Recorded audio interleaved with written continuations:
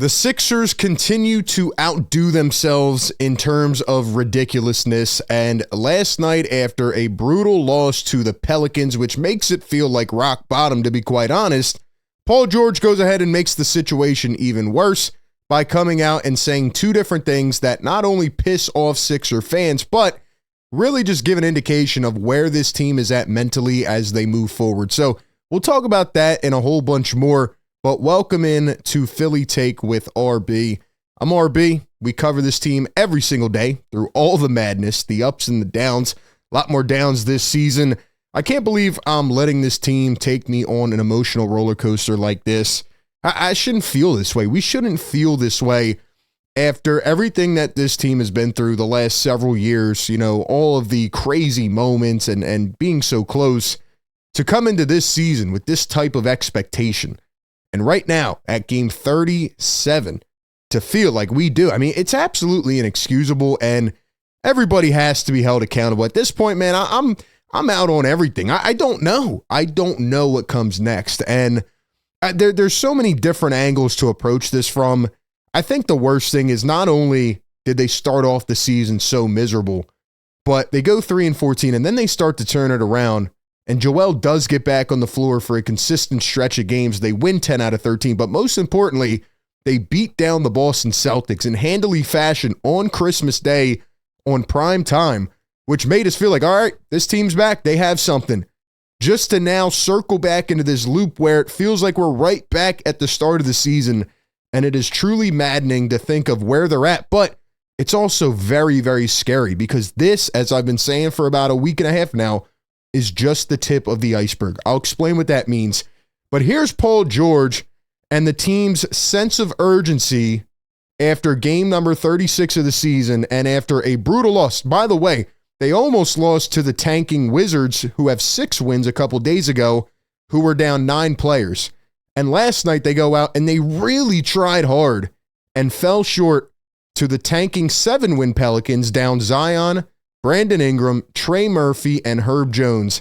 They got beat single-handedly by CJ McCollum. Here's what Paul George says in terms of the team's urgency after that loss last night. Yeah. It definitely is not, again, like you said, it's not panic mode, but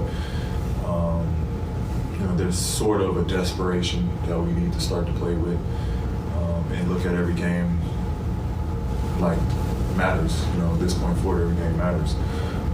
So I think we do have to approach it in that matter. Because it's not going to get any easier. We lost tonight. Not going to discredit, how they played tonight, but the team we should have beat. And again, we got New York coming in, we got Oklahoma coming in. It's not going to get any easier. And so, we got to, put teams like this away early. That's kind of the team we got to be. We want to compete and be one of the teams standing in the end. These are the games that, we put teams away early. So he's talking about putting teams away early, but the Sixers were the ones that almost got put away, and they kept this game in hand. And in the fourth quarter, it was still in hand. They had a chance to beat this team, by the way, at home. I mean, you're in front of the Philly fans, as much as those people may not have wanted to go to that game last night. But in the fourth quarter, Nick Nurse made one of the worst decisions yet again that I've ever seen. And look, as somebody who has talked to Nick Nurse and stuff like that, I'm having a hard time believing that he is this stupid. Like, there is no way that a coach makes these type of decisions. Is this the reason that he was fired by Toronto? I know he's a championship head coach. Did he strike lightning and get one championship season? Is he a star merchant? Because even without Joel Embiid, the Sixers have looked absolutely miserable. Once the Raptors lost Kawhi after the championship year in year number 1, they were miserable. I mean, not immediately, but after that, a couple years, and Nick Nurse refused to play young players, and there's a lot of the same concerns that have come up. But last night, I originally said on the live stream that I wasn't mad at Nick Nurse because look at the lineup that he's playing. Jeff Doughton Jr. and Reggie Jackson and Ricky Council and, Gershon and Paul George and Eric Gordon. There's not a lot to work with right now. This roster is built terribly. And, you know, the Sixers look at a team, say, like the Philadelphia Eagles in town, right? And what do the Eagles do? They draft 2 studs in the first round who completely change the dynamic of the defense. And the Sixers say, all right, well, we are going to then build the oldest team in the NBA and be slower than every other team. Meanwhile, the Pelicans have 23-year-olds out there cooking you last night. But nonetheless, Nick Nurse in the fourth quarter of a game that was still in hand, the Sixers were down by 5, 6, 7, 8 points, decides to take out the center as the Sixers are getting eviscerated in the paint on an easy pick and roll by Daniel Tice. I mean, I've never seen layups this free in my life. It looks like the energy of the team went out the window. They quit. They gave up. And they're getting eviscerated. They're literally letting up free lanes to the basket. And Nick Nurse goes small ball for 5 minutes. So part of me is starting to think that Nick Nurse is either being instructed to tank or just wants to be fired. I just don't understand that decision. And here's Nick Nurse after the game. You know, the more I watch him here and the more I listen to him, I'm like, this guy does sound really miserable. Like maybe he doesn't want this job anymore. Remember, he had, 3, 4 different options, and he chose the Sixers for less money. He wanted to come here and coach Joel Embiid and coach some of these guys. Maybe that's where we're at, man. Like maybe everything since Nurse came here has just been drama. I'm not trying to take any blame away from him because I think it's on him. I think the mentality and just the way that this team is coached is not correct right now. I don't think there's fire with this team. I don't think they have that urgency, but then again, they haven't had it. So is that more on the core players, the leaders, the stars? Is it on Nick Nurse? I think it's a combination, but here's what Nick Nurse said last night, quote, "We struggled a little bit in the mid pick and roll, kind of did all week, getting into screens, getting the schemes right, being able to guard it down and provide enough help. I just thought they were doing a good job of moving a half step faster." And that's a very telling quote, a half step faster.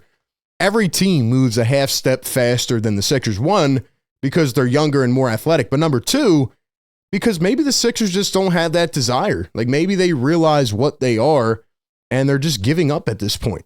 Maybe they are, and maybe they've given up on Nick Nurse. Remember when that whole story came out, a month and a half ago, and they talked about Maxey calling out Embiid, but one of the underlying quotes in that article was Joel Embiid saying, "I don't know what I'm doing on the floor." What is the scheme? How come the Sixers don't run plays? How come they don't run after timeouts? How come they don't run plays in the biggest moments of games? And it's constantly just ISO ball. I mean, to the point where Tyrese Maxey literally looks defeated. By the way, here's Tyrese Maxey last night. I've never seen the guy look like this. Yes, he's playing awful right now. And people that didn't watch this game or the last game, they're going to come in and say, oh, well, Maxey dropped 30 points. No, he played absolutely dreadful again. He's been playing terrible. I don't know if he's burned out. I don't know if he's just playing different, if there's no identity with the team. Maybe he's tired of just one night being the guy and then the next night Embiid comes back and he's the second or third option. I don't know. But this guy looks absolutely defeated. He does not look happy as a member of this team right now. I'm not going to speak for him, but I think Maxey has this image here of being the young, happy, smiling, bright personality who works so hard and is so lovable and just very enjoyable from the fan side. And even he looks defeated. This team should not look like this 36 games into a season. It just should not happen. And here was the one that really put me over. Paul George last night, and I get what he was trying to say. This was about Nick Nurse and that small ball lineup I just talked about. But here's what Paul George had to say about his mindset defensively in that fourth quarter, specifically in the small ball lineup. That position. Yeah, I mean, it's different. I'm used to scrapping and running around and chasing and fighting through screens. And, to be honest, I'm bored, playing and, on a 5. Just don't do enough for me. Wow. I mean, you come out, you lose the 7-win tanking Pelicans, and you say you're bored. I get the premise of what he's saying, like, hey, I want to be a point of attack defender, and I'm better suited like that. But you know what this tells me? There's no connection with the players and Nick Nurse anymore. So at this point, I really don't give a crap. Fire Nurse, get rid of Morey. I don't care. Blow it up. Because the thing is, there's nothing. Is this a shot at Nick Nurse? I'm bored. In no way, shape, or form. And part of it's also on PG. I'm getting tired of the cute personality, like that I got to be so, upright and let me talk in my podcast voice. No, this is Philly, man. You need that grit. You need that dog. This is everything that we used to see in Tobias Harris. He would come out, he would play the cute game. He would never chase contact. He was never physical. And you do the same thing. Like my guy Dime Dropper said on that clip to me back in June, he has no bag, no go-to move. It's dribble, cross, and let me pull up a deep two. It's getting annoying, PG. Yes, your defense was great at the beginning of the year, but, you come out and look, I agree with you. The small ball lineup was stupid, but to say you're bored, that's just not the right way to put it. And you as a podcaster should absolutely know that and know that it's going to piss off the fans. But here's the other thing. The Sixers are out of touch with reality. They're not listening to the fans. The Sixers yesterday ruled out Jared McCain for the rest of the season. We've known that for a month and a half. How far are they behind with these things? And Paul George probably doesn't know how much this is going to impact the fan base and piss them off. You can't come out and say things like this. So it's just absolutely embarrassing. I don't even want to look at this box score from last night. It makes my eyes bleed. Everybody played terrible. And here's the upcoming schedule. You have the Magic, OKC, New York, Indiana, Milwaukee, Denver, Cleveland, Chicago, Lakers, Kings, Nuggets, Celtics. You are going to absolutely get shredded. So you thought you could get by playing some of these bad teams with Joel Embiid sitting out. Like I said, man, in the post-game show last night, there's no hope for me anymore. It's not game 8, game 15, and we're like, all right, let's wait till Joel comes back, see a consistent stretch, and go from there. We're almost halfway into the season. Joel Embiid cannot play 5 consecutive games. And you know what the Sixers are going to do? They're going to continue to try to sell this to us. It'll be very interesting to see what Morey does at the deadline, if they actually try to buy a piece or two and act like they're contending, or do they sell and try to get that top 6 pick that is protected. But here's the most fearing thing in this entire equation. Look at this cap table, man. Joel Embiid, Paul George, Tyrese Maxey, 2024, 2025, 2026. It doesn't stop there. Let's move it over. 2027. 2027 is the year where you could actually start to get off some of this money. Now, again, you could trade these guys. Embiid's not even trade eligible to the end of the year. Nobody's going to take these contracts. We know what they are now. People are starting to see this, and you blindly gave these guys extensions. Remember that report where they said they gave Embiid an extension knowing he was banged up and demoralized and all this stuff? It's just terrible management, and it has been that way for a long, long time. I mean, you look at this. This is insane. 2027? So we're going to have to sit through 2 more years of this?